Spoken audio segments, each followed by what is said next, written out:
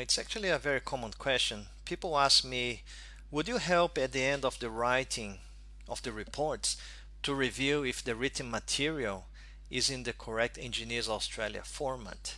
So that's pretty much asking me if I do review of the reports. And unfortunately, I don't do review of reports. One, because I don't really have time. I work full time in my regular job. I work between 40 and 50 hours a week, so there's not a lot of time that I have as a spare. And all the spare time that I have, I gotta dedicate to my family, and I also dedicate to this project, helping engineers to validate their qualification. So I don't really have a lot of spare time.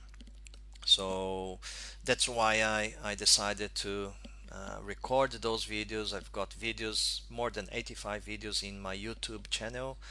I've got my page in Facebook, Instagram as well, and I've got my group in Telegram with which got now more than 618 people, I think. So I share a lot of knowledge, and I share a lot of information also in my website www.engineersinaustralia.com.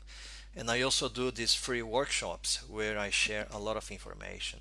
So because I don't have time to do consultancy, I try to share as much information as I can so you guys can do your validation process a little bit easier.